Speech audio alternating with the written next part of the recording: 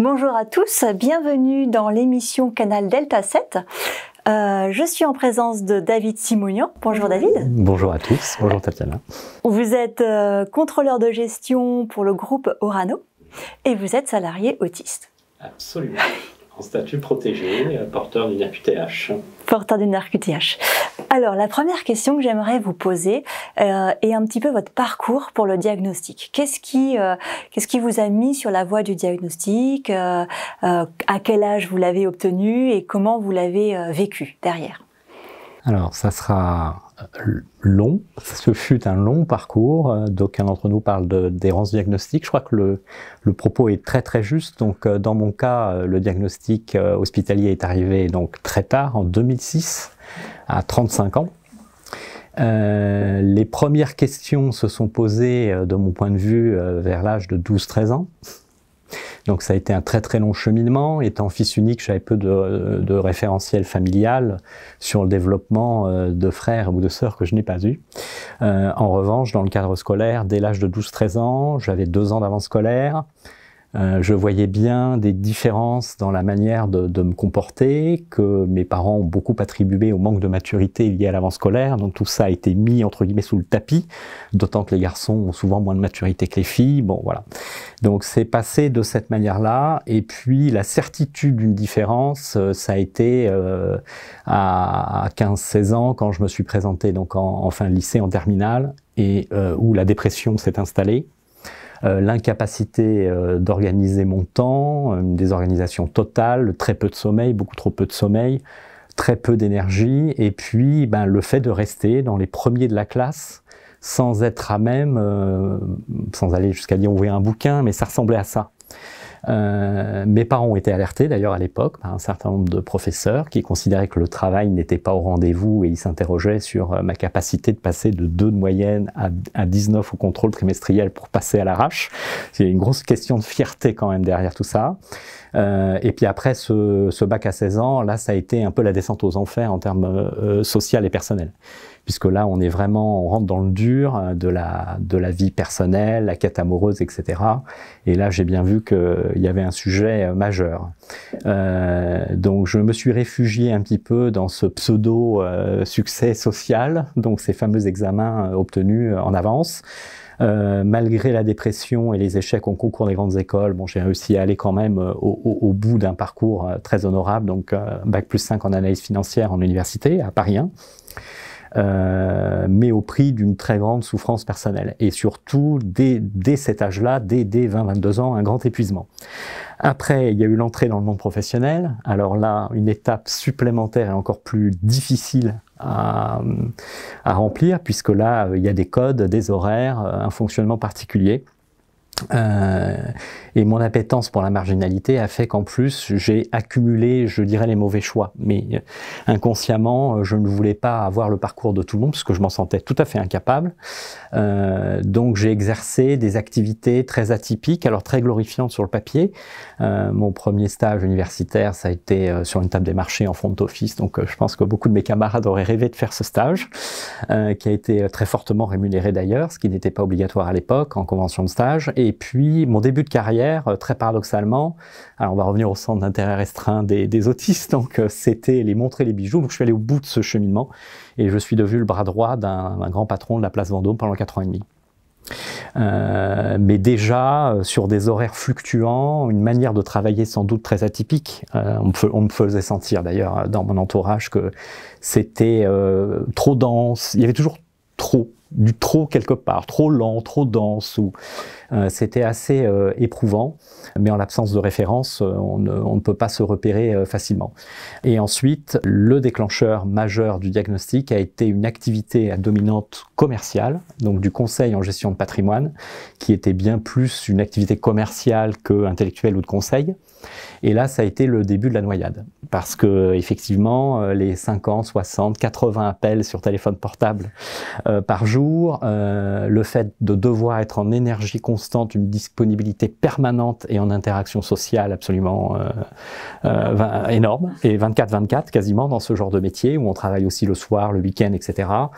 Là, ça a été très vite très compliqué, de très mauvais rapports contractuels avec mes mandants, mes partenaires financiers, les banques, les notaires. Enfin, j'étais un peu l'ennemi de tout le monde et j'étais tout le temps en colère ou en panique pour mes rendez-vous.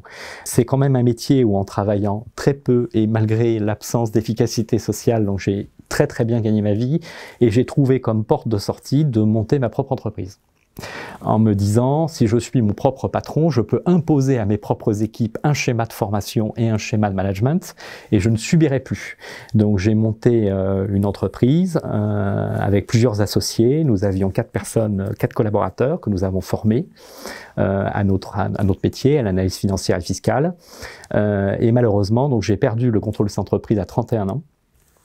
Puisque j'étais en rupture d'interaction sociale, donc voilà.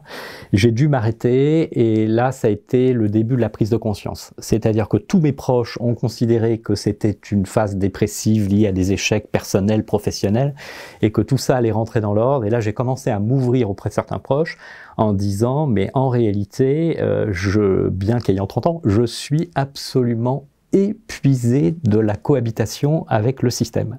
Et là, j'ai commencé à expliquer ce que je comprenais du système, ce qui a quand même effrayé beaucoup de mes proches, puisque là, ils se sont rendus compte à quel point mon analyse des situations était totalement divergente. Je leur ai expliqué quels efforts j'ai dû concevoir pour arriver jusque-là. Et ça, c'était particulièrement troublant parce qu'ils ont retenu une chose, c'est que finalement, ce qui leur avait été compliqué m'avait été souvent extrêmement facile et aisé, et qu'en revanche, sur des choses extrêmement simples de la vie, sur des talents manuels, me déplacer, gérer mon emploi du temps, réserver un billet de train. Alors là, par contre, ou être à l'heure pour prendre le train, en l'occurrence, là, ça prenait des proportions extrêmement difficiles. Et voilà. Et quand on est jeune, on dispose de beaucoup d'énergie, mais aussi beaucoup comment dirais-je, de remise en question. Enfin voilà, on n'a pas cette assurance de la maturité et de l'expérience. Et là, j'ai vraiment craqué, dans le sens où j'ai cessé de travailler donc pendant 7 ans, ce qui est une période très très très longue, à un très mauvais moment, on va dire, professionnel, 31, 38 ans, c'est un peu le cœur de carrière pour les uns ou les autres. Et là, mes proches se sont vraiment effrayés, quoi, de cette phase dépressive, alors que j'avais encore de l'énergie et beaucoup de volonté de m'en sortir. Et après avoir épuisé moult psychologues et divers psychiatres, j'ai eu la chance de rencontrer, comme beaucoup d'entre nous, la thérapeute parfaite, avec un schéma de séance très particulier, c'est-à-dire des séances très longues, où elle me prenait par surprise dans la dernière demi-heure pour obtenir les vérités, mes vérités, ou la vérité, ou ma vérité. Et c'est elle, bien que n'étant pas psychiatre et étant anti-diagnostic au possible, de peur que les gens s'y enferment ou qu'on les enferme définitivement dans le diagnostic, elle m'a dit, dans votre cas, il y a tellement d'esprit cartésien, pragmatique et de volonté de s'en sortir, je pense que dans votre situation, il serait intéressant de mettre un visage sur l'ennemi en quelque sorte, qui vous poursuit depuis l'âge de 12-13 ans. Cet ennemi donc s'appelle l'autisme. Alors elle a commencé d'une manière, alors je n'avais aucune idée je connaissais à peine la définition du mot. Et puis surtout, j'avais cette vision très cliché d'enfants dans des difficultés, et malheureusement, c'est souvent la réalité, mais de ces enfants dans des difficultés donc extrêmement sévères, avec une incapacité totale d'interaction ou d'insertion sociale. Voilà. Et encore moins d'avoir un bac à 16 ans ou de monter une entreprise à 28 ans. Et j'ai commencé par l'ouvrage qu'il ne fallait pas, mais bon, il était intéressant de le lire quand même, donc celui de Bettelheim.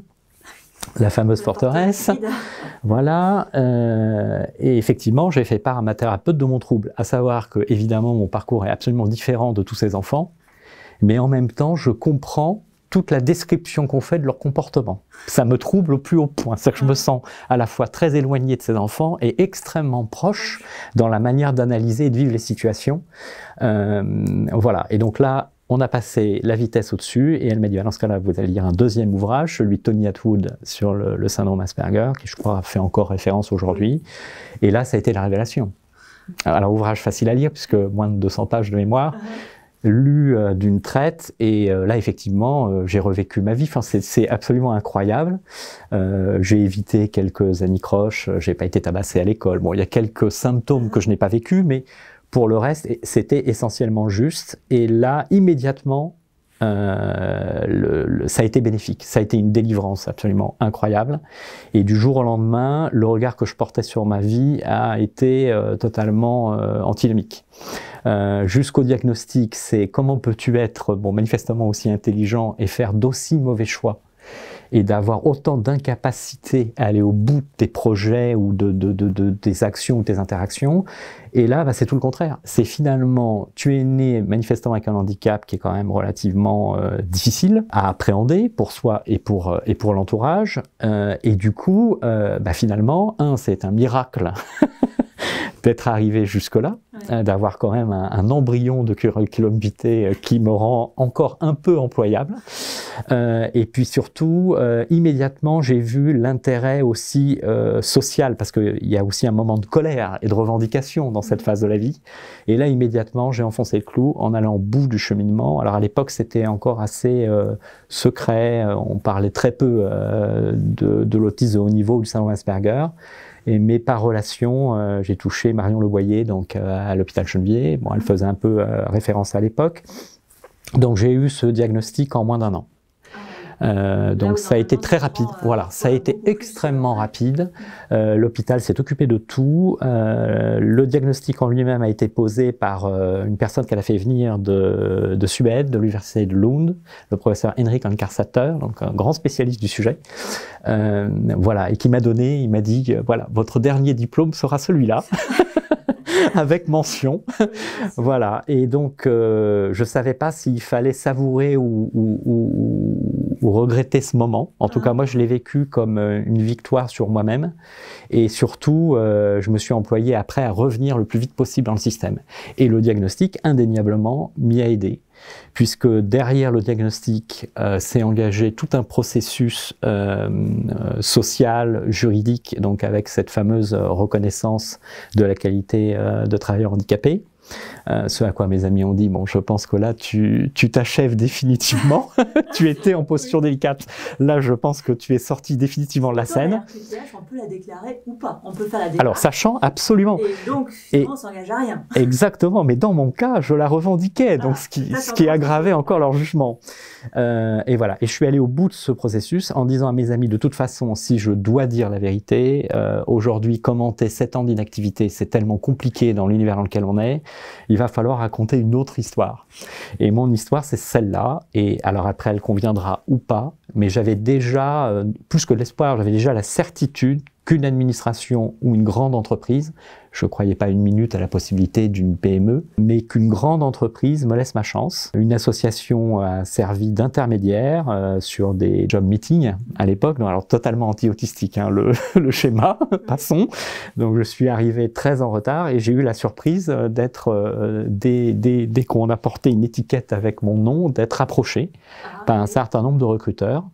3 belles entreprises.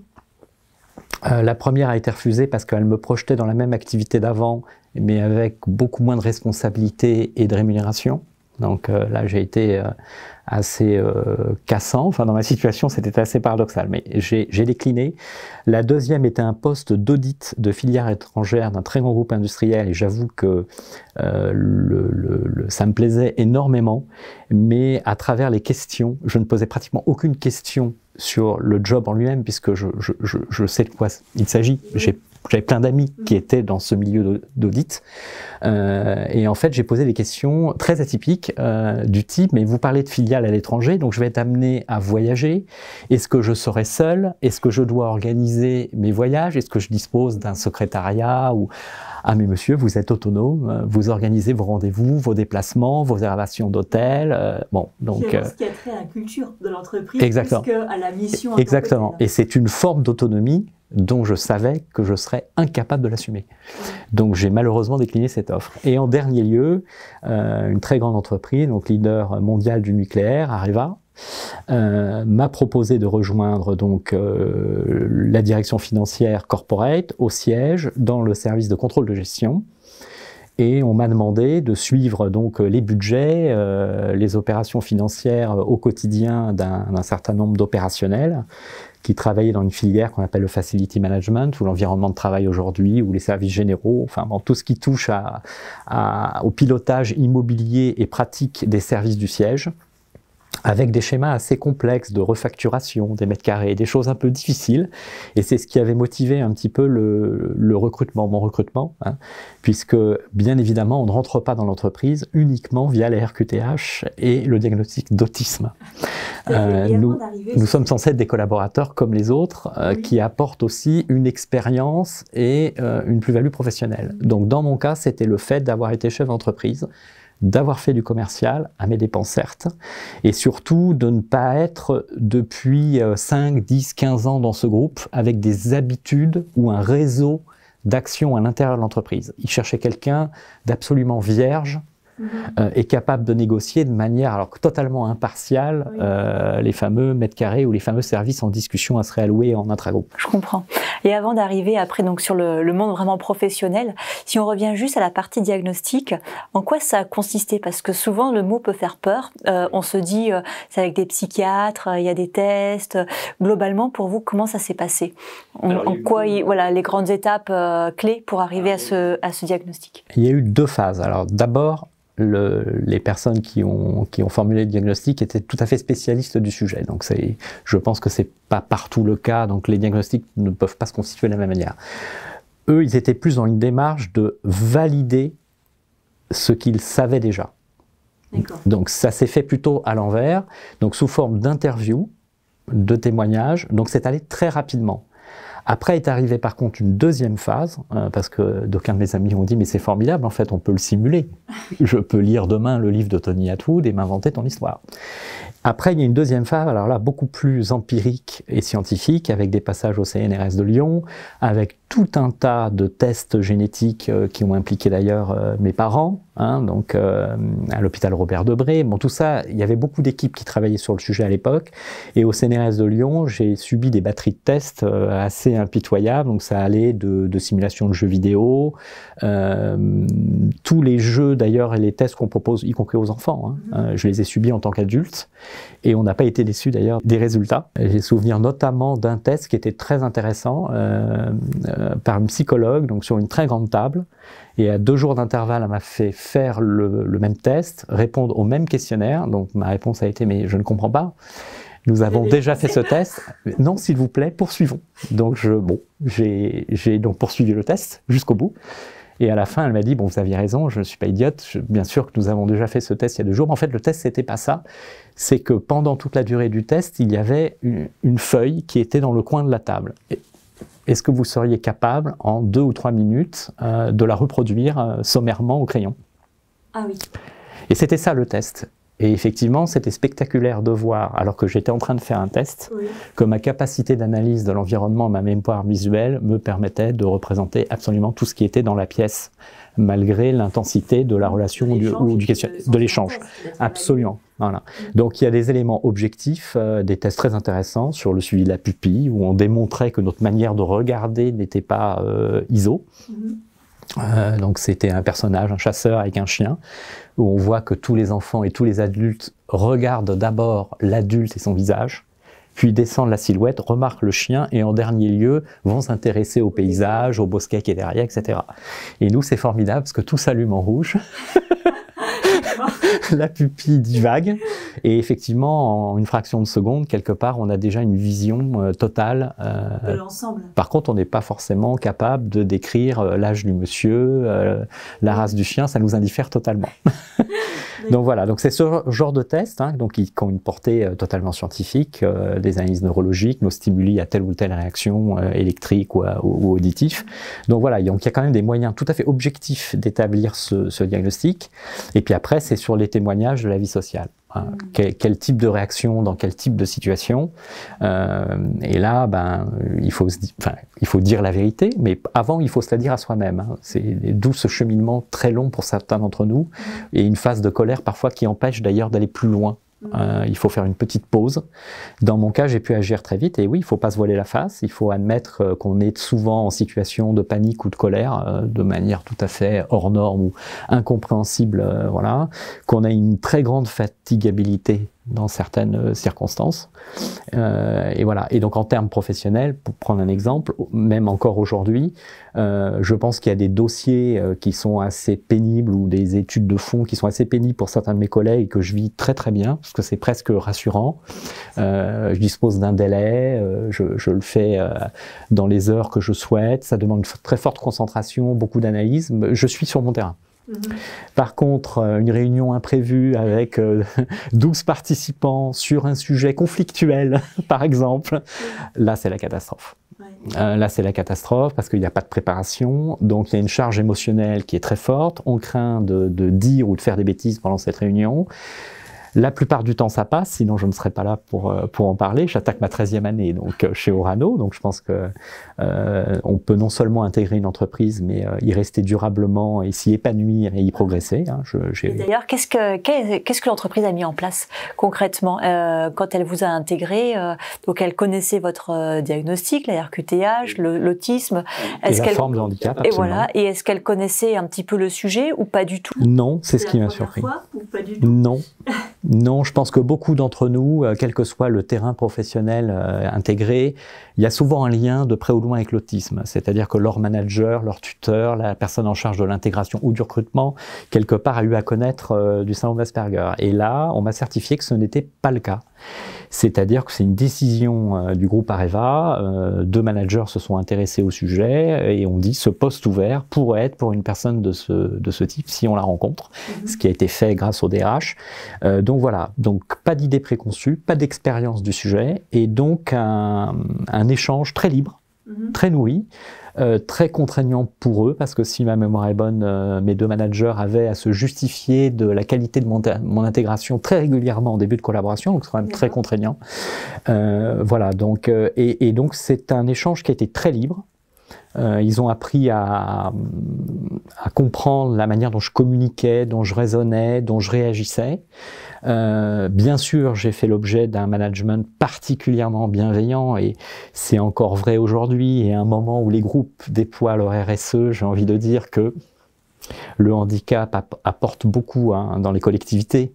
Donc à travers moi, il y a aussi tout un schéma de management et collaboratif qui s'est installé autour de moi et qui bénéficie souvent d'ailleurs au plus grand nombre et aux autres collègues. Et on arrive même à la conclusion que finalement, quelque part, ce management bienveillant, tous les salariés, porteurs de handicap ou non, devraient en bénéficier. En fait, si on va au bout du raisonnement, voilà. Mais dans mon cas, ça a été ça, et surtout l'aménagement crucial, ça a été, je pense que ça a été très dur pour eux, c'est me laisser une totale liberté horaire. C'est-à-dire que j'étais où je le souhaitais, quand je le souhaitais, ou plutôt comme je le pouvais, hein, parce qu'il ne faut pas se voiler la face. C'est surtout, c'est très dur. C'est pas des privilèges qu'on demande, c'est vraiment compenser finalement une problématique ou une difficulté tout à fait.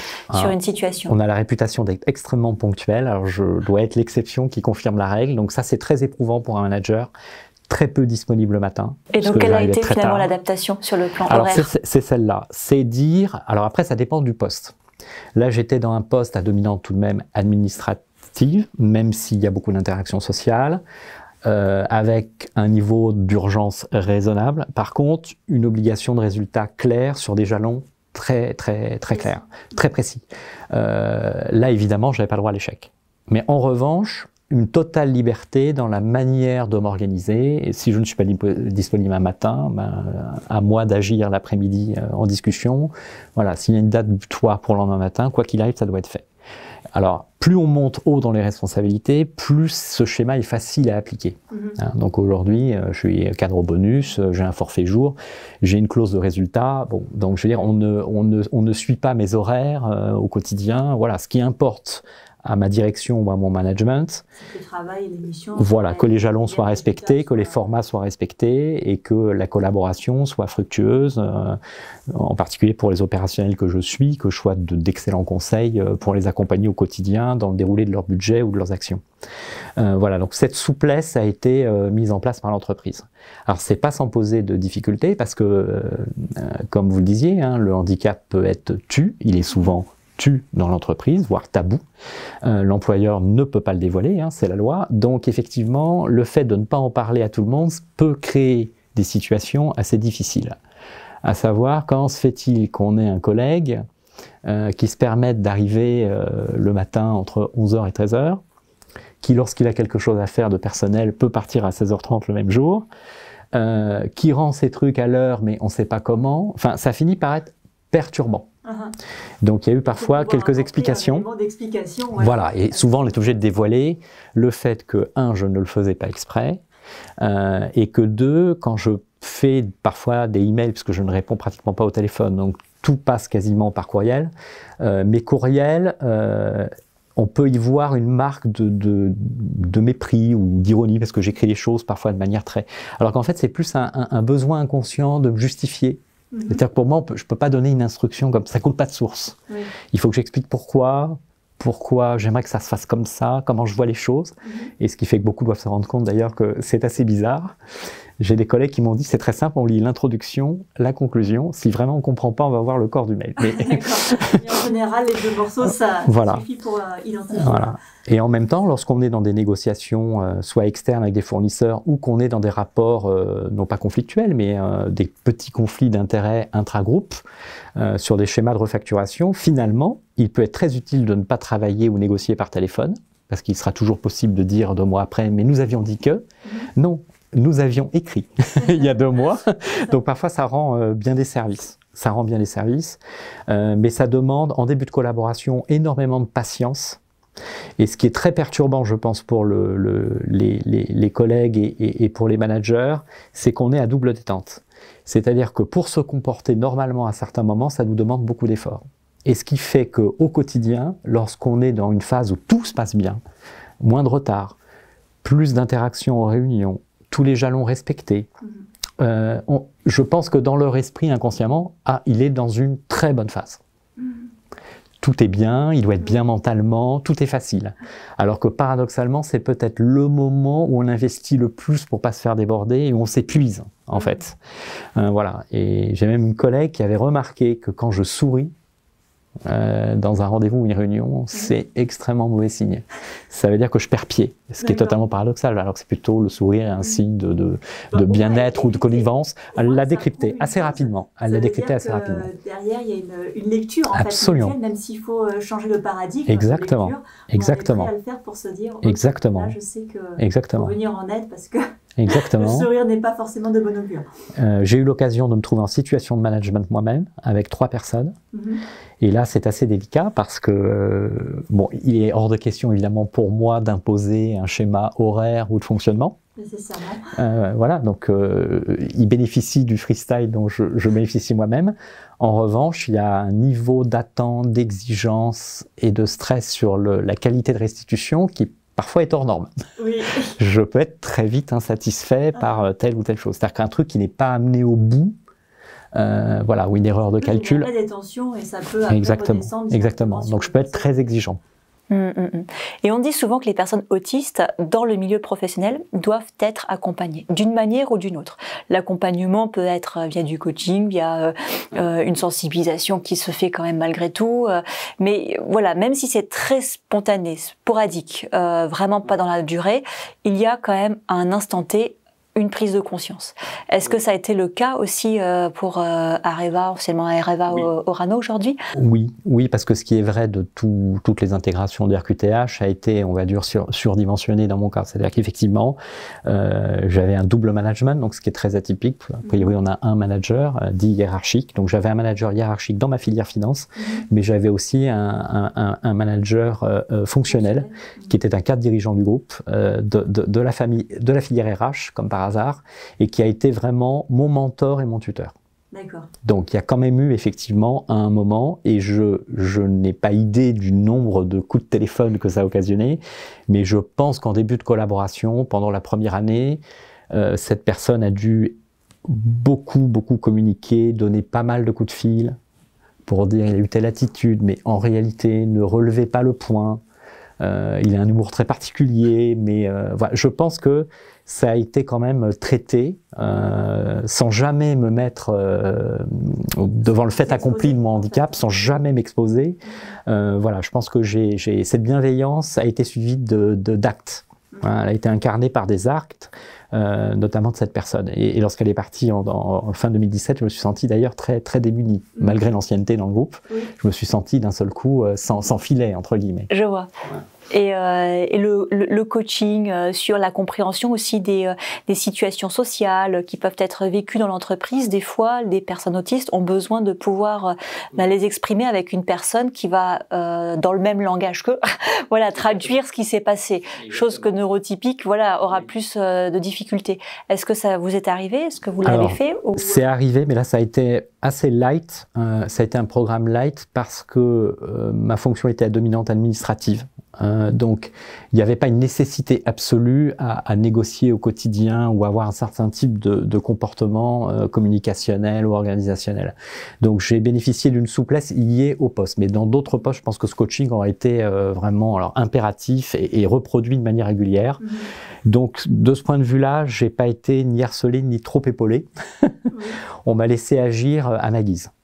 Et puis aussi parce que j'ai conscience, et d'où aussi ma présence ici, et le fait que au quotidien, lorsque je vais travailler, certes tard le matin, j'y vais avec une surmotivation, je pense, par rapport à madame ou monsieur tout le monde, c'est que j'ai l'impression que je travaille aussi pour toute une communauté qui est exclue du système. Donc, il y a quand même derrière ce sous-jacent qui est toujours présent. Et donc, j'ai une atteinte qui est légère. Enfin, faut pas se voiler la face. Je veux dire, au-delà du fait que j'ai pas de trouble d'élocution, j'ai quand même très peu de déficit ou de divergence comportementale. J'ai quand même des camarades, j'en connais quelques-uns, qui sont bien plus en difficulté, bien plus repérables et bien moins capables de s'adapter au quotidien. Je me laisse déborder, mais avec un peu de repos, de prise de recul. En gros, je reviens le lundi matin. Voilà, non, je comprends bien. Et puis un travail aussi préalable qui a été fait, hein, je veux dire. Oui, 7 ans de voilà, thérapie. C'est long. peut-être bien, mais voilà, il y a quand même une maturité qui s'est installée pour pouvoir s'adapter dans un système qui aujourd'hui n'est pas forcément les plus compatibles avec le mode de fonctionnement autistique. On va dire ça comme ça, même si les efforts, voilà, et les adaptations sont de plus en plus menés sur le sujet. Et les succès, ça c'est très important du passé, et c'est le message que j'ai fait passer à quelques très jeunes autistes. C'est qu'on est spécialiste du refus d'obstacles. Et pour nous, beaucoup de choses représentent un obstacle. Donc souvent, le principe autistique, c'est ne pas agir de peur d'échouer ou de rencontrer des difficultés terribles.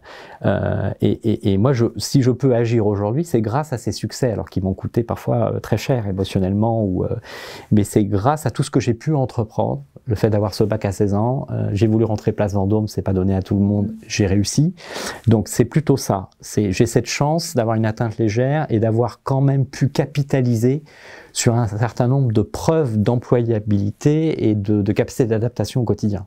Ce qui n'est pas le cas de tous les Asperger que je connais, qui sont, je dirais, en situation d'échec depuis pratiquement toujours, depuis la scolarité qui a été divergente. Et là, je pense que c'est beaucoup plus compliqué.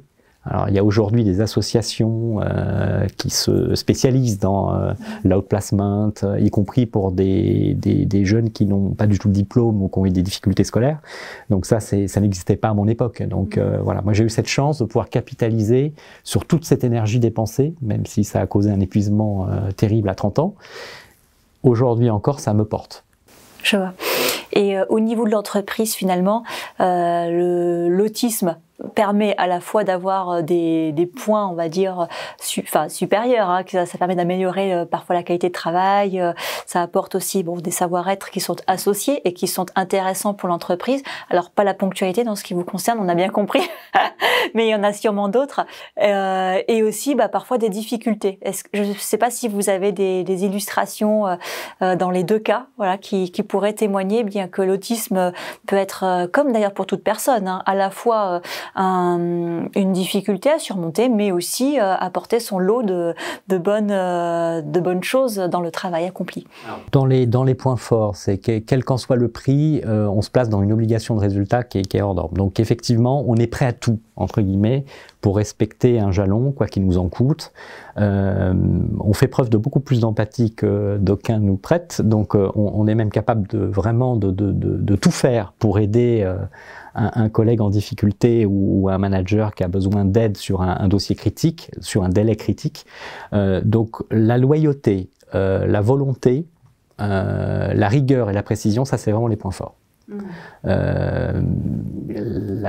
y a eu une situation là qui en 13 ans, je dois avoir fait, on va dire, allez, moins de 10 erreurs de calcul. Moins de 10 erreurs. Alors, ce qui est important, parce qu'au quotidien, on manipule quand même beaucoup de chiffres. Donc voilà, il y a aussi une manière de se comporter. Quand je parle de loyauté, il y a aussi une rigueur dans le comportement. Alors, elle n'est peut-être pas universelle, mais ce trait de caractère qu'on nous porte me paraît très juste. Donc, lorsqu'on est dans des situations de responsabilité, où on est dans des possibilités d'organiser des virements, etc. Enfin, comme toute entreprise, la préoccupation de l'erreur ou de la fraude, voilà, deux gros sujets que cherche à éviter la grande entreprise. Avec notre population, je veux dire, le risque est quasi nul. J'ai envie d'ajouter, alors c'est sûrement votre modestie qui fait que vous n'en parlez pas, mais globalement la précision aussi que vous apportez sur les sujets tels que vous les adressez permet aussi d'éviter des gros problèmes même financiers ou voilà. Et je pense aussi qu'on peut attribuer ce trait de caractéristique aux personnes autistes, d'avoir cette précision, que ce soit au niveau linguistique ou au niveau du chiffre, qui permet d'éviter parfois quelques catastrophes. Dans mon cas, ça s'est traduit typiquement en termes purement professionnels par le fait d'aller chercher, alors que j'étais en début de collaboration sur du crédit d'impôt famille, etc., des sujets déclaratifs des filiales assez complexes. On est revenu sur 3 ans de déclaration, j'ai fait ce travail, ça m'a pris un temps carré. Voilà, je suis allé au bout de ce dossier, ça a rapporté beaucoup d'argent à l'entreprise. Dans mes actions au quotidien, il y a un risque de contrôle fiscal permanent. Je n'ai pas souvenir qu'on ait été mis à l'amende une seule fois depuis 13 ans. Donc oui, il y a une utilité à avoir un Asperger dans les équipes, ça c'est certain. Donc la loyauté, Place Vendôme, hein, j'avais une vingtaine d'années, on m'a confié une collection de bijoux entière pour un rendez-vous aux douanes. Enfin, voilà, la tentation peut être forte de disparaître avant d'arriver aux douanes avec un fonds de collection en dizaines de millions d'euros qui devait partir pour une exposition à Abu Dhabi. Mais voilà, donc il y a cette hyper honnêteté voilà, qui est intangible. Par contre, il y a ce qu'on ne sait pas faire. Et dans parfois les difficultés, s'il y a peut-être sur ces 13 années un moment qui a été particulièrement difficile, où là vous vous êtes dit je vais jamais y arriver, ou c'est compliqué si j'ai pas le soutien de l'entreprise qui vraiment va croire en moi et qui va me permettre de dépasser les choses. Est-ce que ça vous l'avez rencontré sur ces 13 années? Oui, et c'est vrai qu'on est en schéma inversé. C'est-à-dire que dans le cas d'un autiste Asperger, j'ai envie de dire que l'entreprise a peu de chances de se trouver en situation de devoir la licencier. On est plutôt en schéma inversé de convaincre la personne, notamment en début de collaboration, de ne pas lâcher l'affaire et de ne pas démissionner. J'ai présenté ma démission 1 à 2 fois par an pendant quelques années. Et à chaque fois, il a fallu qu'un manager dise « on vous arrête tout de suite, vous voyez le verre à moitié vide, permettez-nous de voir le verre à moitié plein, on ne va pas vous faire la liste, on ne va pas vous cirer vos chaussures ou faire la liste de tout ce que vous avez réussi dans les derniers mois. Mais en tout cas, l'entreprise vous sait gré de... Voilà. Et c'est vrai qu'on a toujours réussi à démontrer que la balance était fortement positive. Et ce qui est vrai pour l'entreprise était également vrai pour moi, parce que c'est win-win une collaboration.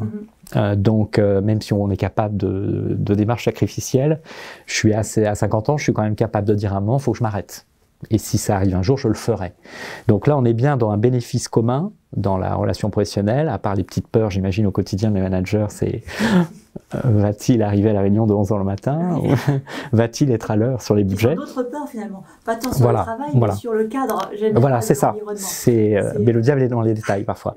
Mais effectivement, je pense que l'entreprise n'est pas inquiète sur la performance du collaborateur en question. Voilà, elle le vit bien plutôt comme un atout que comme un... Voilà.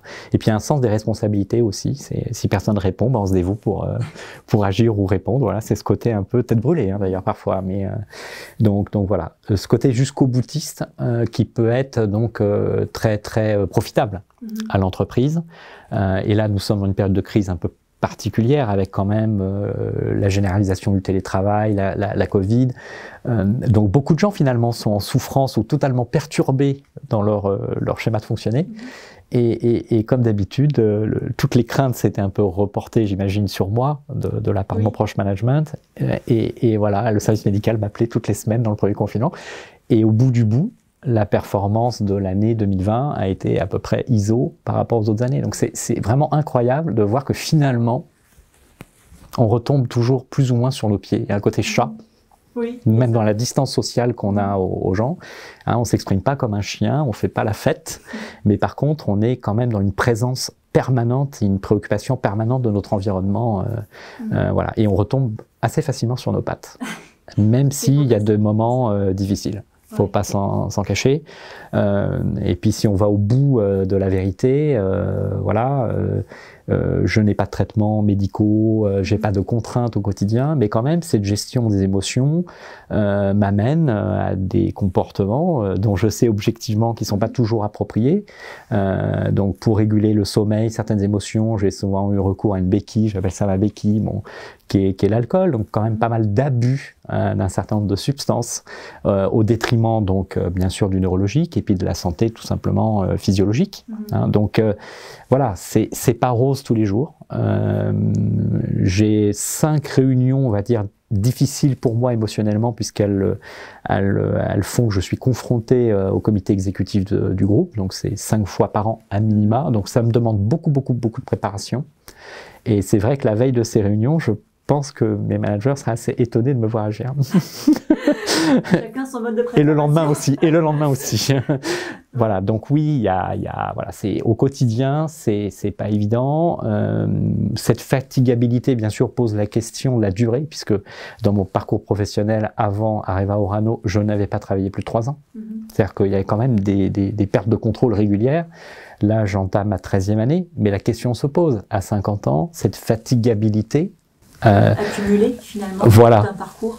Est-ce qu'au bout du bout, dans les années qui viennent, je vais pas être confronté à nouveau à des difficultés? Parce que tout le paradoxe de la situation, c'est qu'il ne s'agissait pas de rentrer grâce à une RQTH avec un tapis rouge dans une entreprise et après me reposer et jouer de l'arrêt médical quand tout va mal. Donc, cette volonté de réussir à l'intérieur de la structure maintenant que j'y suis, les promotions que j'ai eues, les prises de responsabilité, m'expose en fait. C'est tout le paradoxe de la situation. C'est de l'anti-pantouflage quelque part. Donc ce côté tête brûlée, je crains qu'un jour ça me rattrape. Alors je pense que l'entreprise, connaissant ses comportements, va être extrêmement bienveillante. Donc oui, ça pourrait passer par une pause, entre guillemets, formalisée d'1 mois, 2 mois, 3 mois. Mais est-ce que j'aurai la capacité de revenir? En fait, c'est ça qui m'inquiète. C'est vrai qu'on sait bien aussi chez les personnes autistes l'absence de connaissance de ses propres limites. Exactement. Absolument. On dit souvent les neurotypiques, ils savent un petit peu où s'arrêter avant de franchir la ligne rouge. Autant les personnes autistes, voilà, tout ce qui est un petit peu compréhension de ses propres limites, c'est une autre affaire. Et de ce point de vue-là, l'entreprise a un rôle crucial, puisque bien sûr on a une fois par an une évaluation, un entretien annuel, et bien sûr à minima une fois par an, à un moment cet échange a lieu. C'est voilà, est-ce qu'on est bien d'accord que cette prise de responsabilité a été bien vécue? Moi-même, c'est terrible, mais je dois poser la question enfin, certains de mes collègues doivent être assez dans l'incompréhension de mon appréhension de ces moments-là. C'est-à-dire, je suis pas sûr de moi en réalité. Je vois tout ce qui a échoué dans l'année. Je ne vois pas ce qui a fonctionné. Voilà. Et donc je crains voilà, l'autocensure, le sentiment d'échec est très, ça va très vite chez nous et dans des proportions énormes. Et c'est vrai que à minima une fois par an à ce moment-là, ça me fait du bien que le management entérine le fait que non, la collaboration se poursuit dans de bonnes conditions, les prises de responsabilité ont été assumées dans de bonnes conditions. Voilà, le schéma reste win-win, il n'y a pas de décalage qui s'installe, qui soit pénalisant pour l'entreprise ou pour moi-même. Ouais. Voilà. C'est peut-être le conseil que vous donneriez alors aux entreprises. C'est le terme à la mode en ce moment. de pouvoir se dire d'avoir quand même un temps fort dans l'année d'échange pour apporter les feedbacks, j'ai envie de dire, positifs, sachant que les personnes autistes sont souvent avec des parcours chaotiques, donc une image aussi de soi qui n'est pas toujours très valorisante, et le feedback bien dit et valorisant, sans entrer dans les excès, reste quand même un mode de management particulièrement souhaité, j'ai envie de dire, pour les personnes autistes. Oui, et ça me paraît être un investissement assez raisonnable par rapport à la restitution professionnelle dont on est capable. Donc pour moi, c'est pour ça que j'emploie ce terme de win-win.